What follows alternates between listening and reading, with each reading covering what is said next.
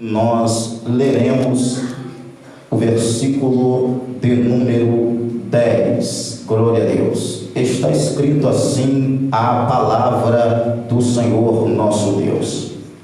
E quando o menino já era grande, ela o trouxe à filha de Faraó, a qual o adotou, e chamou-lhe Moisés, pois disse: porque das águas o tenho tirado. Eu vou ler novamente para uma melhor fixação.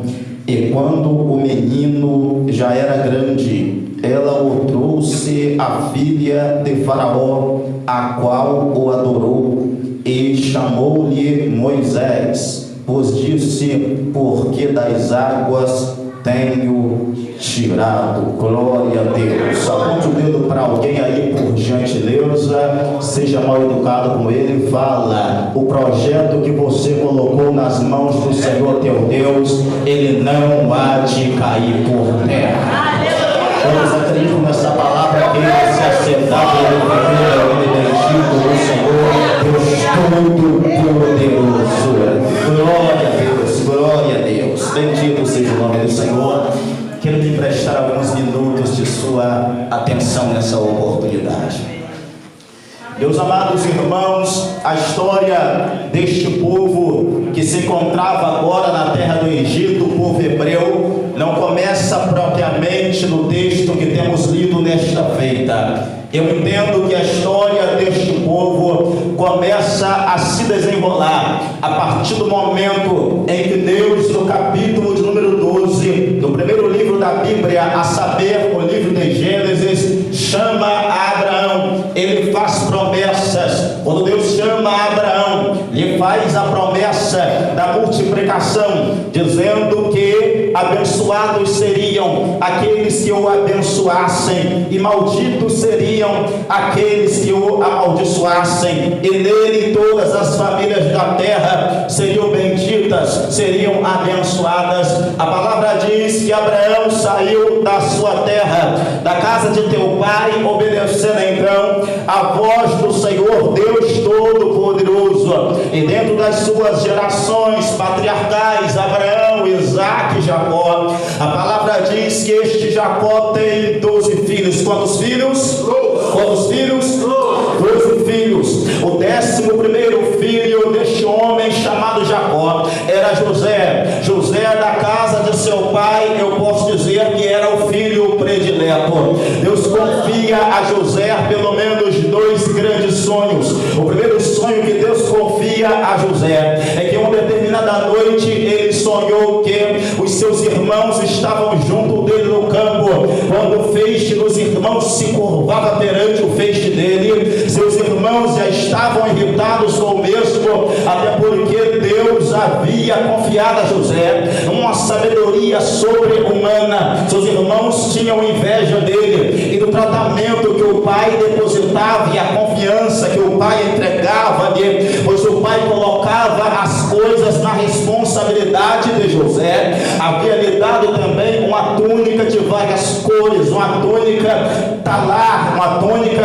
que ia até seus pés e cuja borda dos braços, das mangas, iam até o seu pulso. Esse tipo de túnica só era entregue àqueles que iriam exercer autoridade sobre alguém, autoridade sobre um povo. O primeiro sonho de José irrita os seus muitos irmãos, mas o segundo sonho que ele tem também faz questão de contá-los, e este segundo sonho faz com que o ódio que eles tinham, a ira que eles sentiam do mesmo, aumentasse a cada dia mais, porque José sonha que o sol e as estrelas, a lua, se curvavam perante ele. Os irmãos perguntam a seguinte coisa: deveras reinarás tu sobre nós? A palavra diz que os irmãos armaram contra a vida de José. Porém José, quando vai para a terra do Egito, porque tinha sido vendido pelos seus irmãos a uma caravana ananita que estava a caminho dessa terra egípcia que progredia na época, a palavra diz que na terra do Egito José chega como escravo, mas Deus o exalta sobremaneira, colocando como o primeiro-ministro do Egito. José chega sendo alguém que era mandado, e agora ele passa a mandar. José chega era como escravo, e agora ele passa a ser senhor. José chega por baixo, mas agora ele está por cima. Me permita abrir a boca nesta noite em profecia, porque eu sinto aqui a voz do Espírito Santo de Deus já me comunicando palavra ao teu ouvido.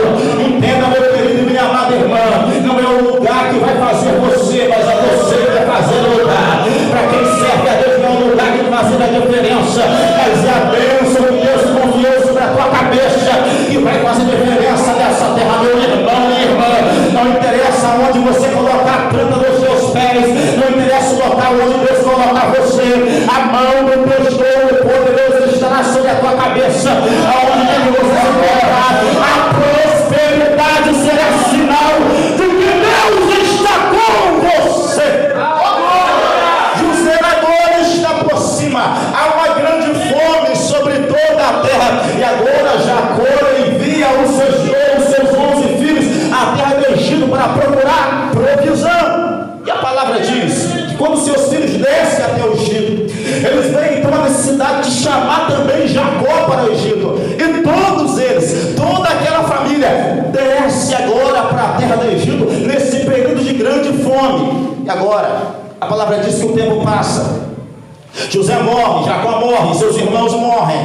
Toda aquela geração veio a morrer. E surge um novo faraó. Esse faraó que ocupa agora o trono do Egito, ele não conhecia a história de José. Algumas pessoas tentaram explicar essa situação porque é um tanto quanto estranho o fato de não haver nenhum relato histórico para aquele povo, para aquele atual faraó, aquele faraó agora que se levantou, acerca da vida de José e acerca de sua família, acerca do bem que ele tinha feito para os egípcios. Alguns acreditam que quando José desce ao Egito, é um povo que não é egípcio que está governando aquela terra, porque no Egito havia constantes guerras, e na guerra dos egípcios contra esse povo venceu os egípcios e ocupou a terra dos egípcios. Mas agora, aparentemente, segundo a história, os egípcios retomam o local e imaginam que Israel tinha feito aliança com aquele povo que era inimigo deles, e eles começam a apertar o povo de Israel. Faraó começa a imaginar que aquele povo poderia crescer e se juntar a seus adversários numa possível guerra e subjugá-los. Ele diz para os seus servos, para os entendidos, a seguinte coisa: olha, nós vamos tornar a vida desse povo amarga, vamos aumentar os turnos de trabalho, porque há de ser que esse povo, em algum momento, quando uma guerra se levantar contra nós, eles possam se insurgir contra o nosso reinado e nos fazer escravos, como nós estamos fazendo deles nesse momento. Ele começa a dobrar o turno de trabalho, começa a tornar a vida daquele povo amarga na terra do Egito. Mas a palavra do Senhor nos dá conta de que quanto mais Faraó oprimia, quanto mais Faraó apertava, quanto mais Faraó pisava, quanto mais Faraó humilhava, mais aquele povo crescia e se multiplicava. Era a bênção que Deus tinha confiado a Abraão. Certo dia, quando Abraão estava dentro de sua tenda, imaginando que iria deixar a sua fortuna para o seu servo damasceno chamado Eliezer, Deus chama a Abraão, e a palavra dá a entender que Deus, como se alguém pegasse, é como se Deus pegasse a mão de Abraão e arrastasse-o de dentro da tenda e pedisse para que o mesmo contasse as estrelas do céu e a areia da praia, perguntando se é que você pode contar. Abraão não consegue contar a estrela, Abraão não consegue contar a areia da praia, e Deus disse: porque assim eu farei da tua descendência, se tu uma bênção, eu abençoar-te-ei e engrandecerei o teu nome. Essa promessa estava cumprida agora paulatinamente na terra do Egito. O povo estava crescendo e se desenvolvendo, apesar da crise, apesar da luta, apesar da vergonha, apesar das humilhações. Deus fazia aquele povo crescer. A primeira lição que nós aprendemos através dessa palavra, a palavra do Senhor, que é digna de toda a nossa aceitação, é que aquele que precisa ou que deseja que o seu projeto se realize nessa terra, precisa entender que a crise não pode ser uma forma de paralisar a mente daquele que projeta 40. Vou repetir de uma maneira mais clara: a crise não pode paralisar os seus projetos, não pode paralisar os teus sonhos, porque quanto mais apertava, mais o povo crescia. Me permita falar aqui de uma maneira mais clara para vocês. A palavra diz que quando o faraó apertava os egípcios, apertava os trabalhadores, quando o homem, o marido chegava em casa, olhava para a face da esposa, parece que ele via a esposa mais bonita do que quando ele saiu de casa. Ele chegava em casa cansado do trabalho das cargas horárias. Quando ele chegava em casa, ele sentia o amargor de ter saído, ter chegado cansado em casa. Ele olhava para a esposa, ele amava mais ela ainda, e por isso, quando o faraó mais apertava, mais o povo crescia, se desenvolvia, nascia criança para todo quanto é lado, porque a crise estava na terra. Mas Deus decidiu colocar a tua mão santa sobre as famílias de Israel e abençoá-las com o amor. Quanto mais apertava, mais o marido amava a esposa. Quanto mais apertava, mais a esposa amava o marido. Quanto mais apertava, mais os pais amavam seus filhos. Quanto mais apertava, mais os filhos amavam seus pais. Deixa eu lançar uma palavra sobre a tua vida. A crise não vai impedir a tua família de experimentar o sobrenatural da parte de Deus. O diabo pode apertar, pode tentar brilhar, pode tentar colocar a crise, mas Deus vai fazer com que uma medida de amor na tua casa, alguém te apaga jamais. Vai amar mais a esposa vai amar mais o marido, os pais amarão mais os filhos amarão mais seus pais. Meu irmão, a palavra diz que aquele que não cuida dos seus, ele é pior do que infiel, negou a fé. Mas eu profetizo sobre a tua vida: Deus vai aumentar a intensidade do amor dentro da tua casa. Ei, olha aqui. Não permita que a luta externa atrapalhe a sua família. A família, um sonho de Deus, um projeto de Deus interno. A crise, um projeto de Faraó, um projeto do inimigo externa. A crise externa não foi capaz de suplantar o amor da família, não conseguiu roubar o amor da família. Pelo contrário, quanto mais apertava, mais amor tinha nos lares. Põe sua cabeça onde você está, faça assim com as mãos. Não tenho costume de fazer isso, mas você está me motivando a fazer tal coisa. A crise externa não vai impedir com que a sua família alcance da parte de Deus aquilo que Deus tem lhes confiado. O amor na tua casa vai aumentar a cada dia mais. Deus vai colocar o cuidado sobre a tua família, sobre a tua posteridade. O diabo vai arrumar cilada lá no teu trabalho, lá na escola, na rua, para fazer com que você leve para casa a tristeza, para fazer com que você chegue irritado em casa. Porque assim, às vezes, no trabalho você pode se estressar com o patrão, se estressar com alguém do lado de fora na rua andando, se estressar com um amigo, mas Deus não vai permitir com que você leve essa tristeza para dentro de casa. Quando você chegar na porta de casa, você vai deixar a mágoa para trás. Aleluia! Pode chegar chorando na porta, mas quando entrar na porta, vai chegar sorrindo para a esposa, chegar sorrindo para os seus filhos, chegar sorrindo para os seus pais. O diabo não vai impedir a sua família de experimentar uma dose multiplicada do amor de Deus. Feche a tua mão se você crê, diga amém em nome de Jesus. Faraó não conseguiu arrancar o amor das famílias, e ele muda a estratégia. Agora ele manda as parteiras cifrar e ecoar, como que se aproximasse das mulheres hebreias, a fim de matar toda criança do sexo masculino. Me permita informar para vocês que ele queria que isso fosse feito de maneira escondida. Como assim? Ele queria que as parteiras matassem as crianças na hora que elas nascessem, escondido, para não criar revolta. Porque o povo já estava espremido, o povo já estava irritado com as cargas horárias de trabalho, pelo menos da porta para fora dos lares. E agora, se matassem as crianças, a coisa ficaria pior. E ele queria que elas fizessem isso de maneira secreta.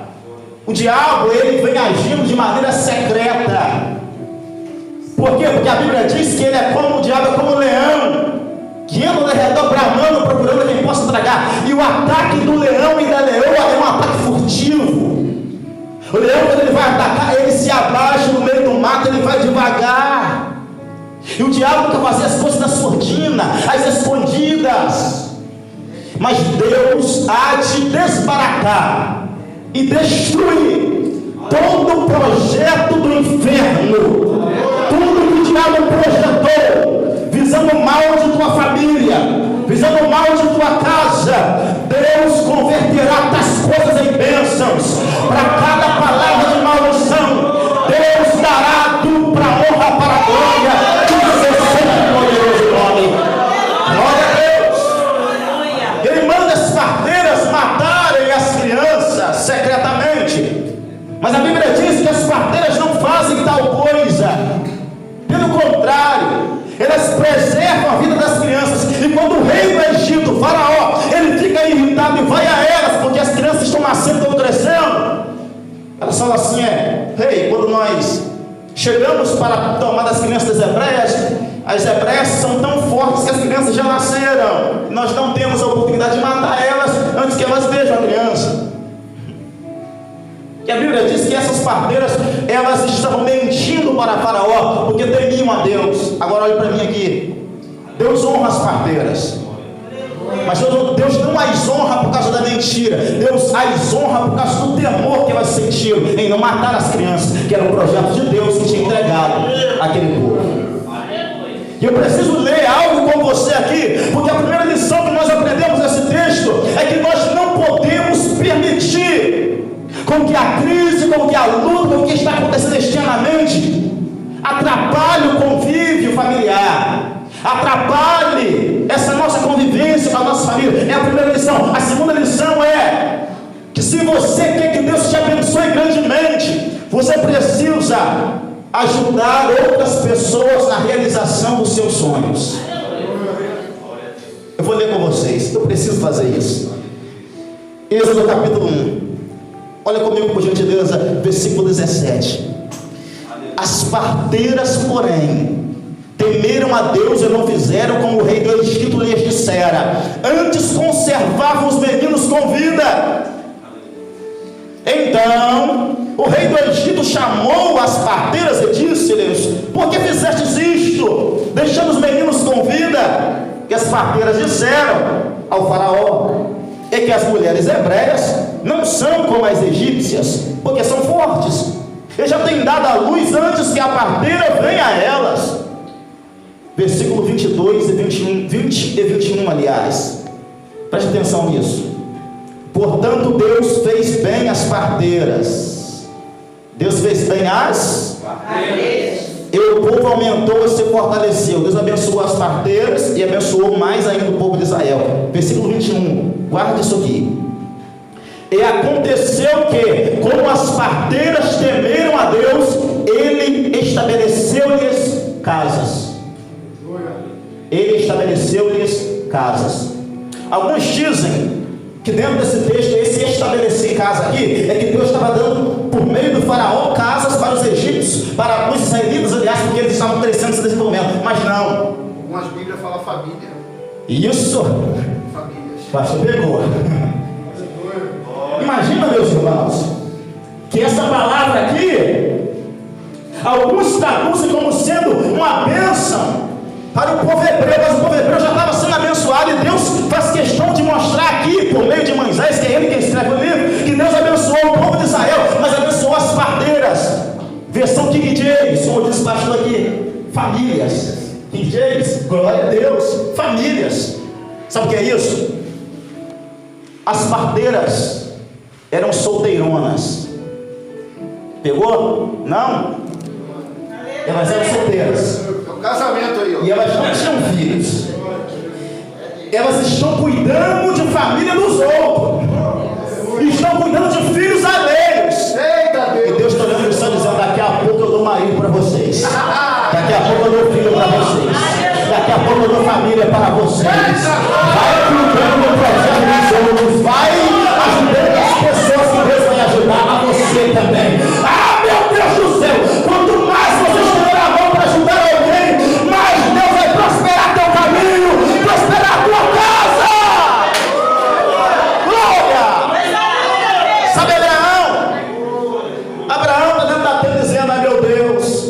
Poxa, mas se eu tivesse um filho, minha fortuna vai ficar tudo para o meu servo Eliezer.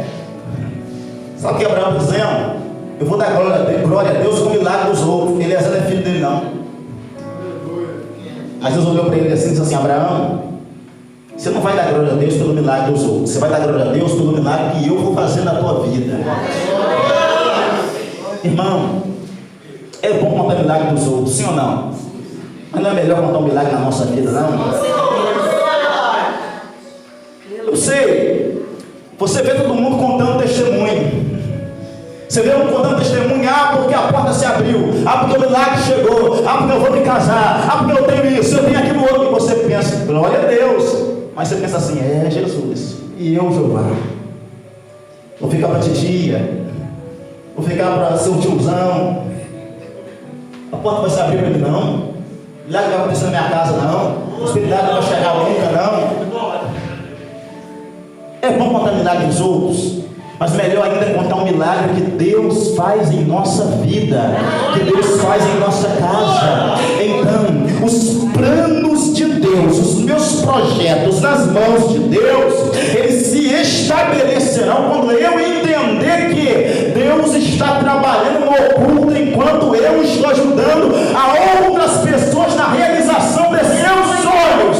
No tempo certo, Deus abriu a madre de Sara, ela deu à luz a um filho, colocaram o nome de Isaac.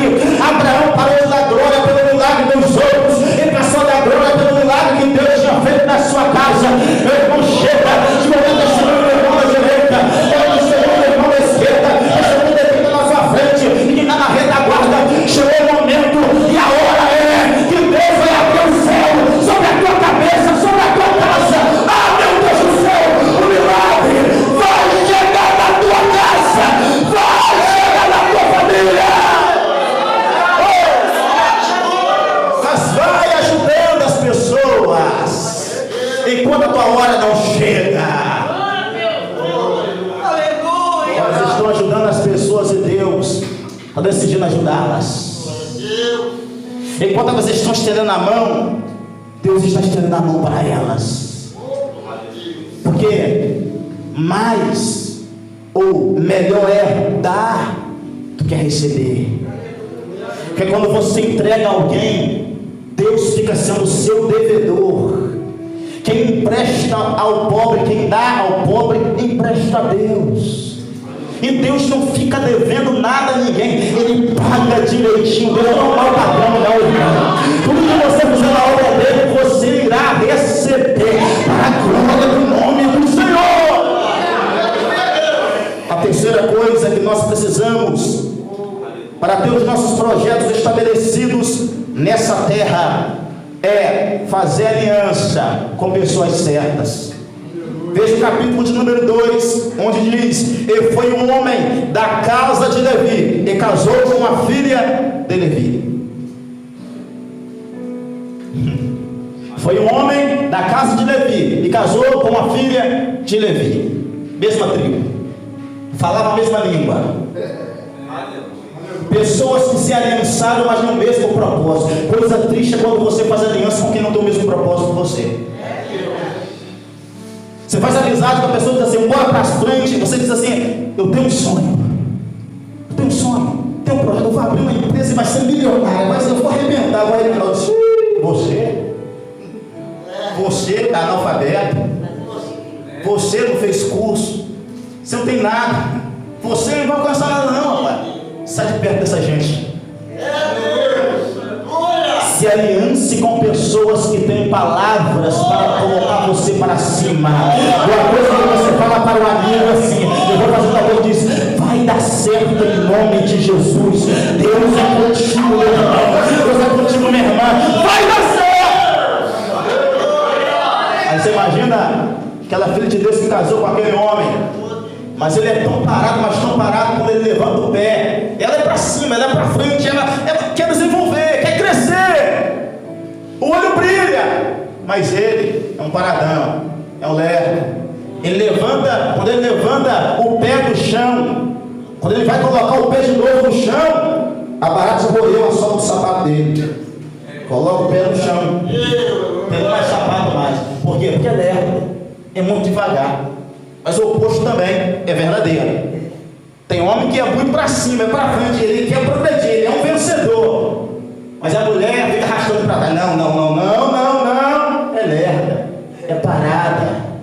Mas se casou, meu filho, agora vai até o fim. Vai pedindo graça a Deus aí para aguentar. Vai pedindo graça a Deus aí, dizendo: Senhor, abençoa ela, abençoe ele, traz ele para perto, faz com que ele seja alguém capaz, alguém de fé, alguém de fibra, alguém de garra, para nós progredirmos na vida. É bom se aliançar com gente que pensa como você pensa. Que a pior coisa que tem é quando você faz aliança com gente que não pensa como você, não quer progredir como você, não quer ir para frente como você, não quer ir para cima como você. É triste, irmãos, porque eu acredito que quando alguém faz um projeto, se casa, a pessoa quer que a outra vá junto, acredite junto, projete junto, realize junto. É por isso que, se eu quero que os meus projetos, que os planos que Deus me confiou se estabeleçam na terra, eu preciso me juntar com gente que tenha a mente de Cristo. Com a mente de Cristo. Apesar das circunstâncias, apesar das lutas, apesar das críticas, apesar das blasfêmias, eu vou até o fim. Foi isso que Cristo fez. Ele foi até o fim. Com cusparada, ele persistiu. Com pontapé, ele persistiu. Com bofetada, ele persistiu. Ele persistiu com chicotada. Ele persistiu com maldições lançadas. Ele foi até o fim. Se junte com gente que faz com que você desejou a tua fé. Eu caminho para a conclusão aqui, porque é simples a mensagem. Terceiro lugar, se você quer que os seus projetos se estabeleçam na face dessa terra, você precisa confiá-los exclusivamente a Deus. Confiá-los exclusivamente a Deus. E a palavra diz que Joquebede e Arão tiveram 3 filhos, sendo Miriam a mais velha, segundo Arão, terceiro Moisés. O menino era formoso à vista, e a palavra diz que ela cuidou da criança até os 3 meses, e não podendo mais ocultá-lo, ela colocou em um cestinho betumado, colocou alguns juncos, betume, um barro, e entregou a sua filha maior, Miriam, para que esta colocasse o menino nas águas do Nilo. Quando ela coloca esse menino nas águas do Nilo, ela estava colocando nas mãos de Deus o seu projeto. E me permita falar para vocês que no Egito, quando eles colocavam num cesto qualquer tipo de coisa, ou que era confiado às águas, ou que era colocado em qualquer outra região, esse betume, esse barro, eles usavam para embalsamar defuntos. Então, quando ela coloca esse cestinho e coloca a criança dentro, pela possibilidade ou pela visão humana, ninguém iria tentar tocar, porque olhavam de fora e diziam: ali tem algo morto dentro.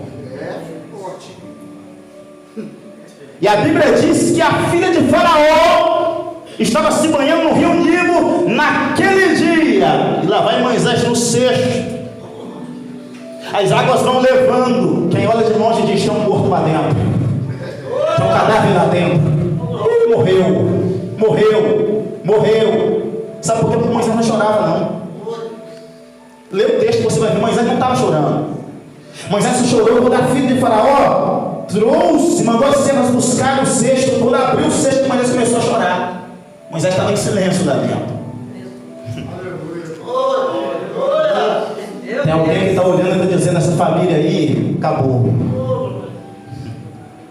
Quando a crise chega, quando a luta chega, tem alguém que olha e diz assim: esse rapaz aí já era, daqui a pouco está fora, morreu na fé, essa moça naufragou na fé, a família dele já era, a vida financeira está assim, está ruim, está péssimo. mas dentro desse cesto que aparentemente leva morte, está transportando um sonho, está transportando uma vida. Quem olha de fora diz já era, quem olha de fora diz acabou, mas Deus aponta o dedo dos céus e diz ainda tem vida aí dentro. Glória a Deus. Eu vou abrir a boca aqui. Tem alguém que se afastou de Deus, e alguém aponta o dedo e diz assim: não, já era, não volta mais. Se afastou, saiu dos caminhos de Deus, não retorna, está mergulhado na prostituição, na bebedeira, não volta, já era. Mulher, por que você ora ainda? Ou por que você ora ainda? Mas Deus diz, ele ainda está vivo, não pare de orar por ele. Ela ainda está viva, não pare de orar por ela. Coloque nas mãos de Deus a tua taça, coloque nas mãos de Deus o teu marido, coloque nas mãos de Deus a tua esposa, coloque nas mãos de Deus os teus pais, coloque na mão de Deus os teus irmãos, coloque na mão de Deus os teus filhos, porque Deus está cuidando e dizendo: tem vida ainda. Sabe por que tem vida ainda?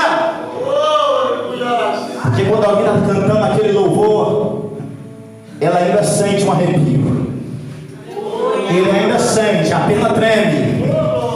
Quando ele ouve uma palavra, meu Deus, ele treme ainda, ela treme ainda, porque sabe que é o Senhor Deus que está falando, porque conhece a voz de Deus. Ele não se esqueceu da voz de Deus, ela não se esqueceu da voz de Deus.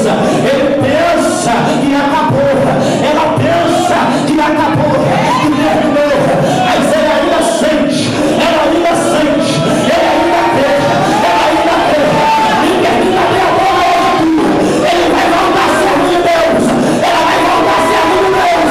Você verá ele aqui louvando, verá ela aqui louvando, adorando aqui, e vai contar testemunho.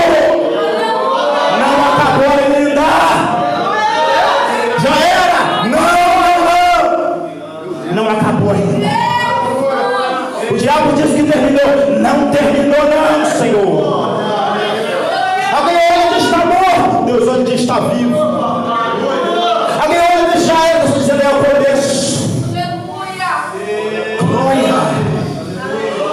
Tem alguém fazendo pouco caso de projetos alheios, mas vai dar certo porque colocou nas mãos de Deus. Vai dar certo porque colocou nas mãos de Deus Todo-Poderoso. Ela manda a serva buscar o cesto. Quando traz o cesto, abre-o, é uma criança. Ela diz, é das hebreias. Como ela sabe que a criança é das hebreias? A criança era parecida com os hebreus. O teu projeto tem a tua cara. Se tu sonha grande, o projeto é grande. Se sonha pequeno, o projeto é pequeno. Me permita, eu quero motivar você a sonhar mais aqui. Só veio sonhador para essa reunião. Eu quero crer que essa é a reunião dos sonhadores.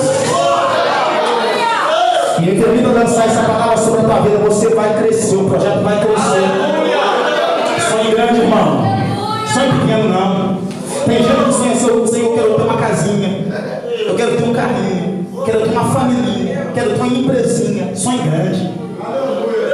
Jeremias 33:3. Clame a mim e responder-te-ei. Anunciar-te-ei coisas pequenas, coisas médias, coisas. O teu Deus é um Deus grandão. Então sonhe grande, projete grande, acredite grande, porque teu Deus é grande. Sonha pequeno não, sonhe grande, mas com humildade para começar do pequeno. Essa pessoa que você está do teu lado aí, ela não nasceu com 1,65, 1,70, 1,80 não. Nasceu pequena, e antes de ser pequena, era um espermatozoide. Só dava para ver microscopicamente. Pequeno. Mas cresceu, não cresceu? Não sabia falar, mas fala hoje. Não tinha uma boa coordenação motora, mas cresceu e está andando. Começa pequeno, sonhe grande, mas tenha humildade para começar pequeno e vá até o fim. Porque a palavra diz que ela, naquele momento que ela colocou a criança no cesto, ela estava colocando nas mãos de Deus, porque não havia possibilidade da criança sobreviver. Ela confiou a Deus. A palavra do Senhor diz o seguinte: lance o teu pão sobre as águas, que depois de muitos dias o recolherá. Meu irmão, minha irmã, essa é a noite que Deus marcou para falar para você a seguinte coisa: confia em mim os seus projetos, confia em mim os seus sonhos, confia em mim, entregue nas minhas mãos, porque eu vou cuidar, eu vou tratar. Confia a Deus, entregue a Deus, deixe Deus cuidar, deixe Deus projetar, deixe Deus fazer crescer. Ela não fica desesperada quando ela coloca a criança naquele cestinho, não. Ela vai para casa, vai fazer seus afazeres, porque ela crê na providência de Deus. Se você entregou na mão de Deus esse projeto, você não tem quaisquer que sejam motivos, não tem motivos para você ficar atormentado. Está nas mãos de Deus. Está nas mãos de Deus. Vai dar certo. Fala para quem está do teu lado aí: vai dar certo, porque você colocou nas mãos de Deus. Com a permissão do pastor, se coloque sobre os teus pés nessa noite. Amém. Glória a Deus. O projeto pode ser ou parecer aos olhos alheios pequeno, mas foi Deus que confiou você. E você precisa confiar em Deus. Porque às vezes a gente coloca nas mãos de Deus e nós queremos buscar fazer da nossa forma, do nosso jeito. Já colocou nas mãos de Deus, tira da mão dele, não. Às vezes a gente vem aqui no culto e fala assim: Senhor, abre aquela porta. Aí no outro culto a gente está aqui de novo: Senhor, abre aquela porta. Você já pediu a Deus? Eu não estou dizendo que você não deve orar novamente, não, porque é uma doutrina bíblica. Jesus nos ensina a orar sempre sem esmorecer. Mas esse novo pedido deve ser debaixo já da gratidão a Deus. Muito obrigado, porque o Senhor já me confiou o projeto. Eu não vi ainda, mas eu sei que o Senhor já está fazendo. Eu sei que o Senhor já está trabalhando. Eu sei que o meu projeto está nas mãos do Senhor. Quero louvar a tua cabeça diante de Deus. Senhor Deus e Pai, em nome de Jesus, aquele era um projeto que parecia, meu Pai, não ter nenhum sentido. Não tinha nenhuma possibilidade de dar certo a visão humana. Mas o Senhor colocou a tua mão naquele projeto e fez-o prosperar. Moisés cresceu, meu Pai, em estatura, em sabedoria. E como diz o teu servo Estevão, naquele mais belo discurso, localizado em Atos dos Apóstolos, perante os seus algozes, Moisés cresceu, se desenvolveu e foi criado e ensinado nas ciências egípcias. Sendo já grande, meu Pai, ele foi ver os seus irmãos matando o egípcio e fugindo, escondendo-o na areia e depois fugindo. Foi para as terras de Midian, no deserto. Ali casou-se e cuidava, ó Deus, das ovelhas do seu sogro Jetro, quando de repente viu uma sarça que ardia em fogo e não se consumia.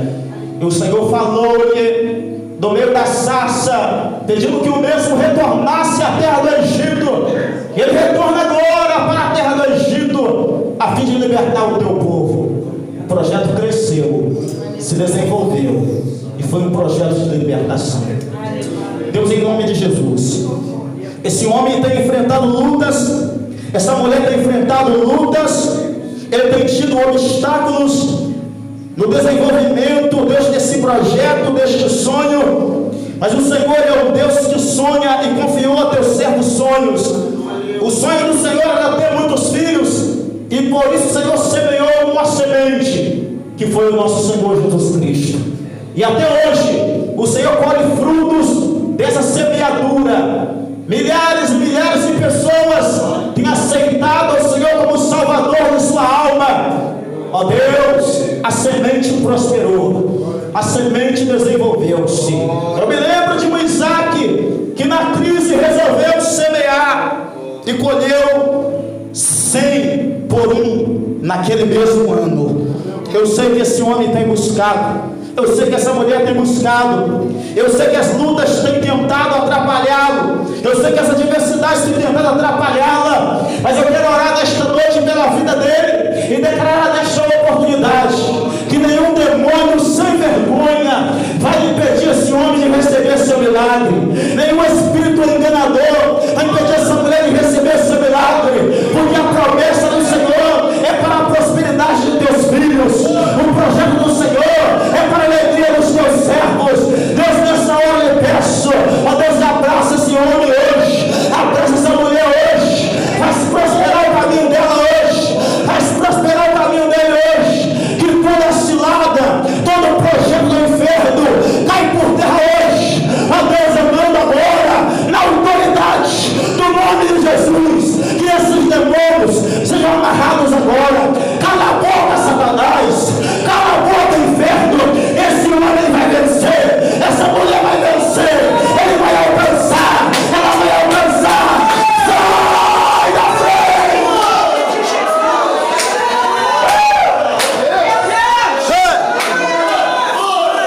Você vai de posse do milagre, você vai de posse do milagre, você vai de posse do milagre, você vai de posse do milagre, você vai de posse do milagre, você vai de posse do milagre. O diabo não vai paralisar a tua casa, a tua família, os teus projetos. Não vai, não vai, não vai, não vai, não vai, não vai, não vai, não vai, não vai, não vai, não vai, não vai, não vai, não vai, não, não, não, não, não. Ele não vai parar você, ele não vai parar a tua casa, ele não vai parar teu ministério, ele não vai parar a tua família, ele não vai parar você, em nome de Jesus. Estenda a mão assim, por gentileza, para o céu, para o céu, para o céu. Senhor, teu povo recebeu a tua palavra, teu povo ouviu a tua voz. Deus, em nome de Jesus, abraça-nos nos momentos de crise, nos momentos de luta, nos momentos de tristeza. Nos abraça, faça-nos sentir o teu amor, nos acalentando em teus braços em momentos de tribulação. Pai, em nome de Jesus, fortaleça-nos para a tua glória e para o teu louvor, em nome de Jesus. Você crê nessa palavra? Jogue a tua mão lá em cima e dê uma